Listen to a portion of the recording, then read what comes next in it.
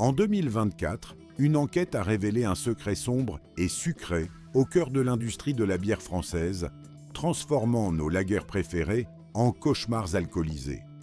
Des millions de Français boivent chaque semaine des marques qui sont loin d'être ce qu'elles prétendent être. En 2024, des tests de bière en France ont révélé quelque chose d'assez troublant. L'une des lagers les plus populaires a obtenu une note si médiocre que les critiques l'ont qualifiée d'eau alcoolisée. Une autre marque, consommée par des millions de personnes chaque semaine, contient du sirop de glucose, de l'extrait de maïs et des substituts de houblon au lieu de véritables ingrédients. Le marché français de la bière représente une valeur de plus de 14 milliards d'euros, mais 3 sociétés étrangères en contrôlent 80%. Heineken des Pays-Bas, Asahi du Japon et Carlsberg du Danemark sont désormais propriétaires de brasseries qui ont été bâties par des générations de familles françaises. Aujourd'hui, nous allons passer en revue 7 marques de bière que vous devriez éviter et 2 qui méritent vraiment votre confiance et votre argent. Le numéro 7 sur cette liste est la Pale-Force de Noël du groupe Heineken. Cette bière de saison épicée apparaît dans les supermarchés français chaque hiver, commercialisée comme une boisson traditionnelle et réconfortante. Cependant, la réalité indiquée sur l'étiquette raconte une toute autre histoire. La Pale-Force de Noël contient du sirop de glucose-fructose comme l'un de ses ingrédients principaux. Cet édulcorant industriel donne à la bière un goût artificiellement sucré qui masque toute véritable personnalité brassicole. Des experts sur des forums spécialisés comme Bière Passion n'ont attribué à ce produit qu'une note de 2,5 sur 5. Un testeur a même écrit qu'elle avait le goût d'un cola mélangé à du miel et du caramel, avec absolument aucune saveur de bière. Le sirop de glucose-fructose domine tout le reste dans le verre. Le groupe Heineken produit cette bière dans ses installations de Mons-en-Barœul et de Schiltigheim, toutes deux contrôlées par la société néerlandaise depuis qu'elle a acquis une participation majoritaire en 1995.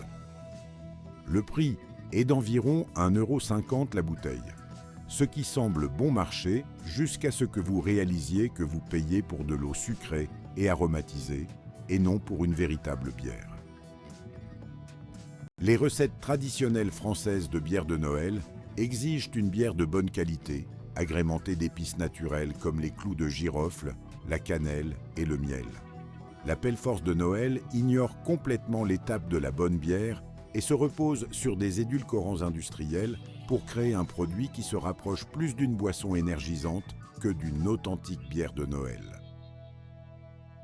Les consommateurs cherchant quelque chose de réconfortant en hiver feraient mieux d'acheter une lager décente et de la faire chauffer eux-mêmes avec de vraies épices. Au numéro 6, nous trouvons la 1664 du groupe Carlsberg. C'est l'une des bières les plus vendues en France, soutenue par des campagnes publicitaires massives qui mettent en avant son héritage alsacien. La 1664 domine le segment des lagers grand public et est présente dans toutes les grandes enseignes, de Carrefour à Auchan. La liste des ingrédients révèle pourquoi cette bière pose problème à de nombreux buveurs. La 1664 contient de l'eau, du malt d'orge, du sirop de glucose, du maïs, du houblon et de l'extrait de houblon. Le sirop de glucose remplace les sucres de malt plus coûteux, réduisant ainsi les coûts de production et altérant le profil gustatif. L'extrait de houblon, quant à lui, remplace les cônes de houblon naturels, apportant de l'amertume sans la complexité aromatique complète du vrai houblon. Les avis des consommateurs sur les forums français brossent un tableau inquiétant. Sur de nombreux forums spécialisés, de multiples utilisateurs décrivent la 1664 comme l'incarnation du mal en matière de gueule de bois. Un commentateur sur le forum Bière France a fait remarquer que 3 bières 1664 lui avaient provoqué un mal de tête comparable à celui ressenti après avoir bu de grandes quantités de vodka bas de gamme. Le site d'évaluation. Une petite mousse a recueilli des avis affirmant que la 1664 a un goût agréable, mais que boire plus de quelques bouteilles garantit une gueule de bois digne d'une vodka bon marché, accompagnée de maux de tête et de douleurs à l'estomac. Le groupe Carlsberg, qui contrôle une part significative du marché français de la bière, produit la 1664 sur plusieurs sites, notamment à Obernai. Cette production à grande échelle exige une standardisation rigoureuse, ce qui implique souvent de remplacer les ingrédients naturels par des substituts industriels. Plusieurs consommateurs ont noté que la 1664 achetée dans différentes régions de France avait un goût légèrement différent, ce qui suggère des difficultés de contrôle qualité sur des volumes de production aussi colossaux. Le prix oscille généralement autour d'1,50 € à 2 € pour une bouteille de 50 centilitres. Nous sommes à mi-parcours de notre classement et vous commencez sans doute à voir se dessiner un schéma récurrent.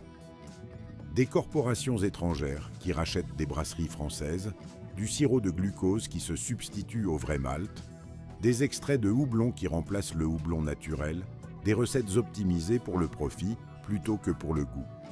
Les trois marques suivantes poussent ces problèmes encore plus loin. En numéro 5, nous avons la Pelfort Blonde du groupe Heineken. Cette bière se positionne comme une bière de caractère avec une imagerie évoquant l'authenticité et la tradition du Nord. Le marketing nous promet une qualité rafraîchissante et un goût unique. Cependant, l'étiquette des ingrédients révèle la vérité qui se cache derrière ce décor pittoresque. La Pelfort Blonde contient de l'eau, du malt d'orge, du maïs et de l'extrait de houblon. La présence de maïs, une céréale non maltée, est une technique classique pour réduire les coûts.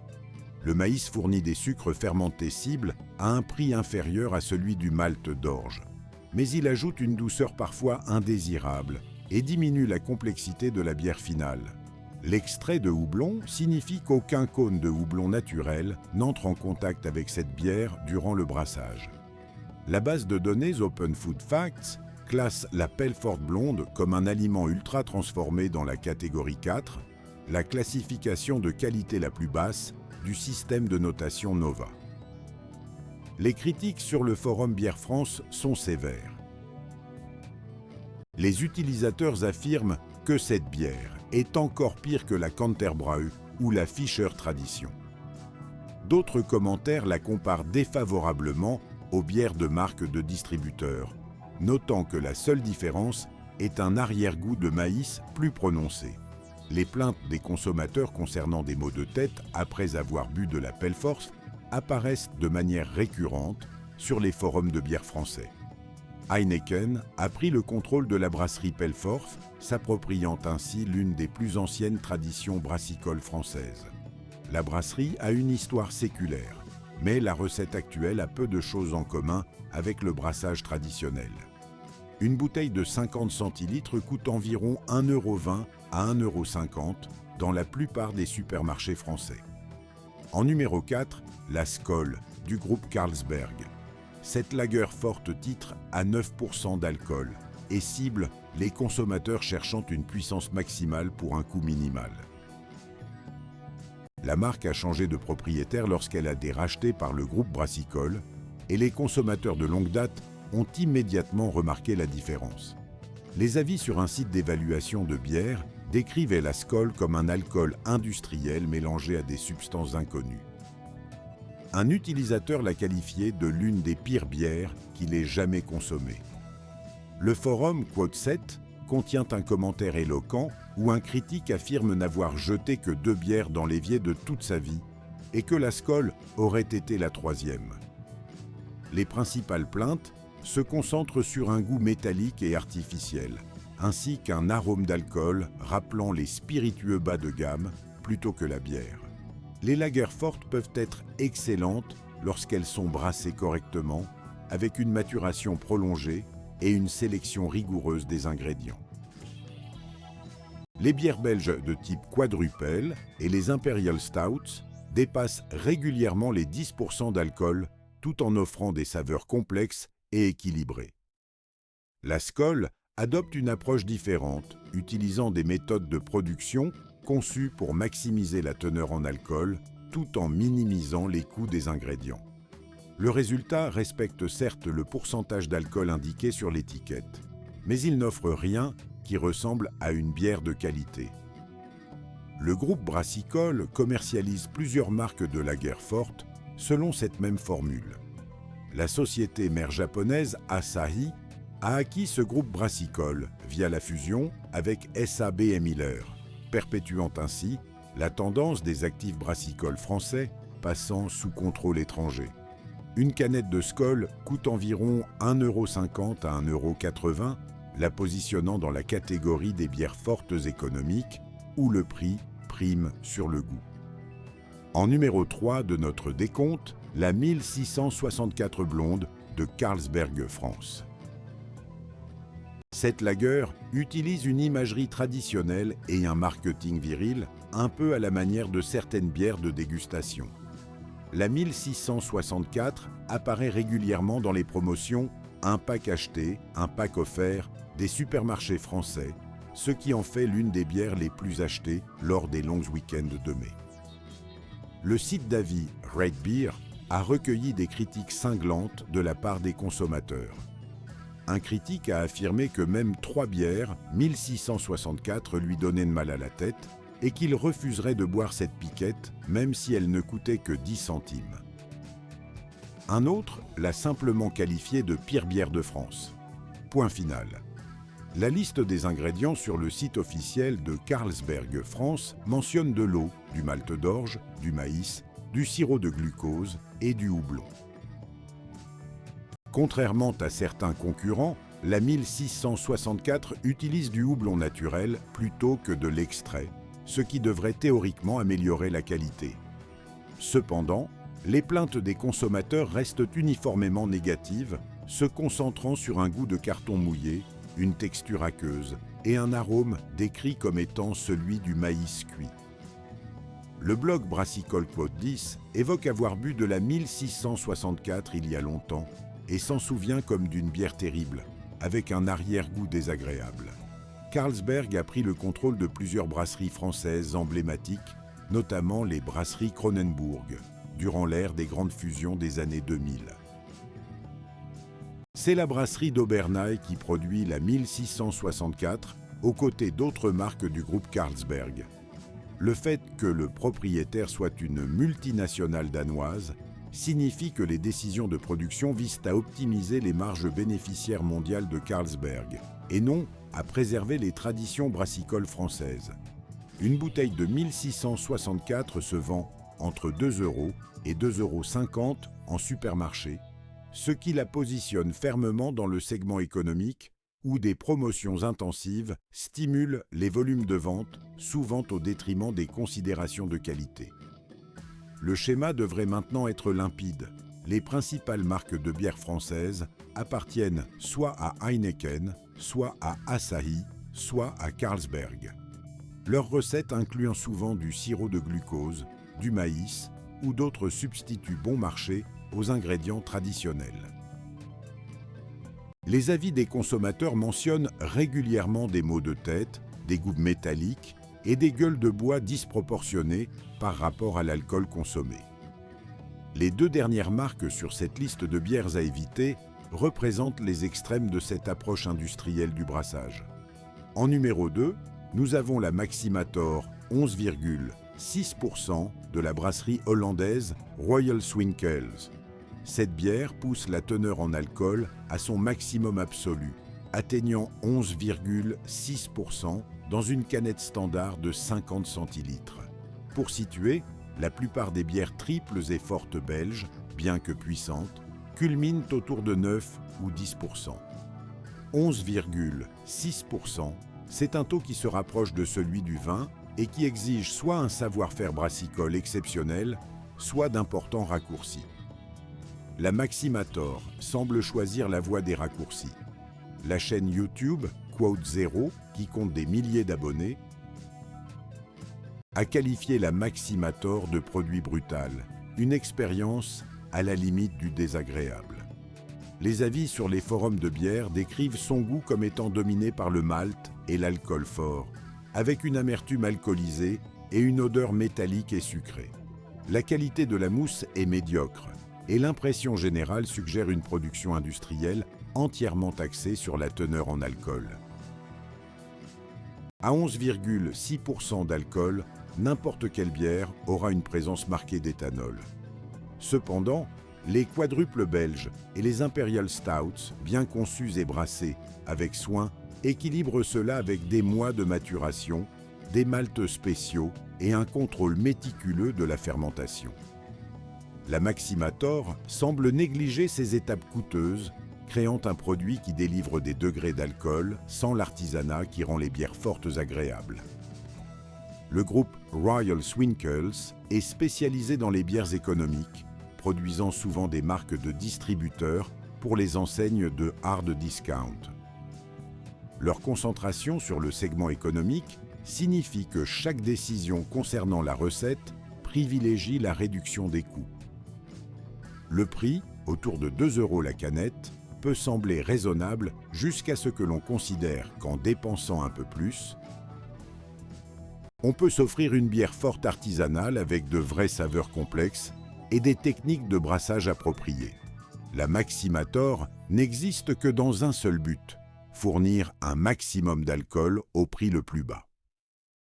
Le numéro 1 de cette liste de bières à éviter est la Amsterdam Maximator, également produite par Royal Swinkels, brassée exclusivement pour les magasins comme Giffy ou Action. Cette lager à 7,2% d'alcool a acquis la réputation d'être probablement l'une des pires bières disponibles en France. Le forum Guide Bière a mené des sondages demandant aux utilisateurs quelles étaient les pires bières qu'ils aient jamais goûtées. La VIP Original Forte a monopolisé à elle seule le top 10 des pires bières, de nombreux utilisateurs la citant indépendamment comme leur pire expérience absolue. Le blog Quote 2 lui a consacré une critique entière, intitulée Quote 3. Leur description se concentrait sur l'odeur écrasante d'alcool à brûler, masquant tous les autres défauts qui étaient, semble-t-il, légion. Un critique sur un forum a décrit son arôme comme étant à la fois maltais et métallique, et lorsqu'on lui a demandé d'identifier une autre caractéristique, il a seulement pu ajouter qu'elle sentait la serpillière sale. Les plaintes des consommateurs concernant la VIP Original Forte se concentrent sur ce caractère industriel d'alcool frelaté qui n'a rien à voir avec une fermentation de bière correcte. Les lagers fortes développent leurs saveurs alcoolisées lors d'une fermentation lente et contrôlée avec des souches de levure de qualité et des températures appropriées. Une production précipitée, utilisant des ingrédients bon marché, crée ces notes d'alcool âpres, semblables à des solvants, que les dégustateurs professionnels identifient immédiatement comme des défauts. Vanpour, l'entreprise derrière la marque VIP, produit pourtant aussi des bières de qualité tout à fait respectables. Leur Womja blonde a remporté une médaille d'or au concours Good Beer de 2024 dans la catégorie Light Pilsner Lager.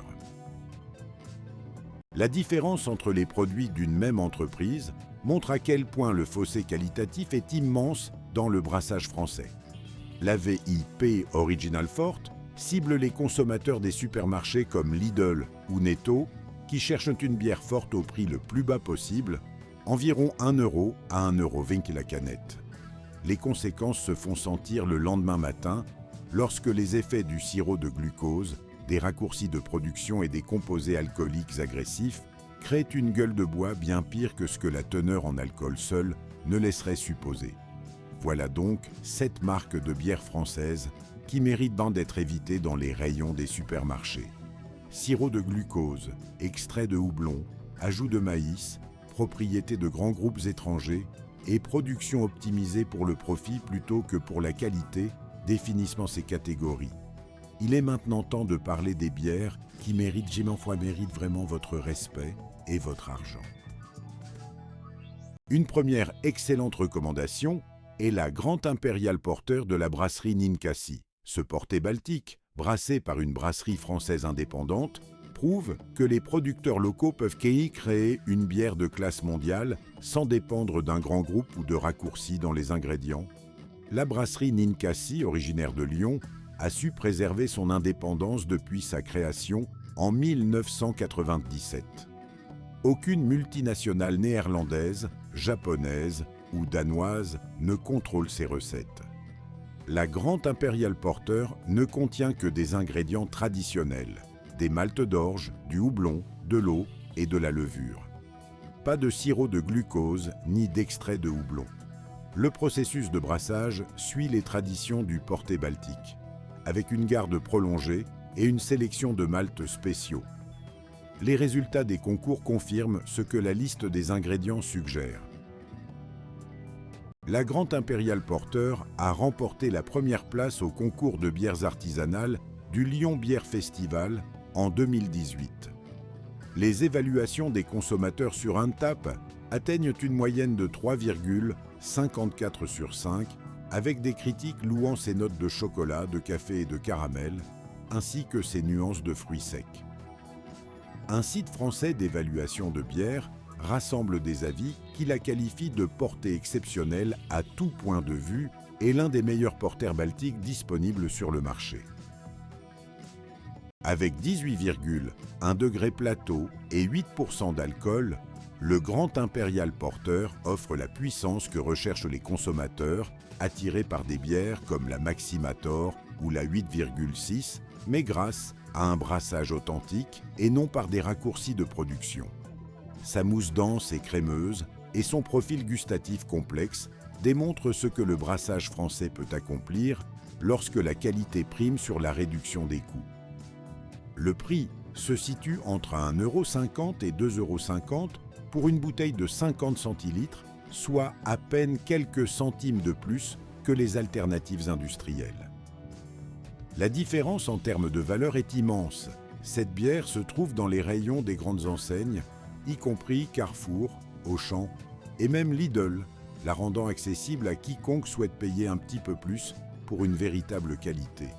Soutenir la brasserie, page 24. C'est soutenir une entreprise française indépendante qui a remporté plus de 30 médailles dans des concours internationaux tout en refusant de se vendre à des multinationales étrangères. Une deuxième excellente recommandation est la Pelforce-Brune de la brasserie du même nom, située historiquement à Lille. Elle représente un paradoxe du paysage brassicole français. Une bière véritablement excellente provenant du même groupe, Heineken, qui produit la Desperados et d'autres lagers industrielles. La Pelforce-Brune est brassée depuis les années 1930, ce qui en fait l'une des bières les plus anciennes produites sans interruption en France. La brasserie a su conserver une spécialisation dans les bières de caractère, distincte de la production de masse de lager dans d'autres sites du groupe. Ce qui distingue la Pelforce-Brune de ses cousines industrielles commence par un savoir-faire dédié. La tradition du maltage et l'utilisation de levures spécifiques, bien que modernisées, respectent des principes qui sont presque devenus une rareté dans le brassage contemporain. Cette attention portée à l'artisanat crée les saveurs intenses et complexes qui définissent ce style de bière brune. Les critiques décrivent de son goût comme affirmé et riche, avec des notes de malt torréfié, des touches de café et de caramel, le tout couronné par une mousse dense et crémeuse. Les experts en bière français citent régulièrement la Pelforce-Brune parmi les meilleures bières portant une marque de grand groupe dans le pays. Avec ses 6,5% d'alcool, cette brune rivalise sans peine avec de nombreuses alternatives artisanales en termes de puissance et de complexité. Son prix se situe entre 1 € 20 et 1,80 € la bouteille dans la plupart des supermarchés français. Pour l'accompagner, on recommande du chocolat noir, une carbonade flamande, ou tout simplement de la savourer seule en digestif après le dîner. La tradition brassicole du nord de la France est profondément ancrée dans l'histoire de la région, influencée par sa proximité avec la Belgique. Ce lien historique a survécu dans les méthodes de brassage que la Pelforce-Brune utilise encore aujourd'hui. Bien que Heineken soit propriétaire de la marque, ils ont visiblement laissé la production spécialisée de Lille tranquille plutôt que de l'optimiser à tout prix pour réduire les coûts. Cela fait de la Pelfort Brune une porte d'entrée accessible vers la bière française de qualité, disponible dans pratiquement tous les supermarchés du pays. Savoir quelles bières éviter et lesquelles privilégier est la première étape. Mais comprendre pourquoi certaines bières posent problème, tandis que d'autres sont un gage de qualité, vous aidera lors de chaque futur passage en caisse. En site internet. L'étiquette dit toujours la vérité, même lorsque le marketing vous ment effrontément. Lire la liste des ingrédients ne prend que 5 secondes et révèle précisément ce qui a été mis dans la bouteille. Sirop de glucose, maïs, riz et extrait de houblon sont les signaux d'une production à bas coût, ce qui affecte non seulement le goût, mais aussi votre état le lendemain matin. Une bière traditionnelle ne contient que 4 ingrédients, de l'eau, du malt d'orge, du houblon et de la levure. La loi allemande sur la pureté de la bière, le fameux Reinheitsgebot, l'exige depuis 1516 et de nombreux brasseurs artisanaux français choisissent volontairement de respecter cette même norme de qualité. La question de la propriété étrangère est également cruciale, car les décisions de production sont prises à Amsterdam, Tokyo ou Copenhague, et non en France. Les brasseries indépendantes, elles, survivent grâce à leur réputation, ce qui signifie que la qualité de leurs produits détermine directement leur avenir. On compte aujourd'hui plus de 400 brasseries artisanales en activité en France, un nombre plus élevé que jamais dans notre histoire. Le prix peut donner des indices, mais il n'offre aucune garantie absolue. Une bière à moins d'1,50 €, la bouteille implique presque toujours des compromis sur la qualité. Dépenser 1 ou 2 € de plus signifie souvent acheter un produit radicalement différent.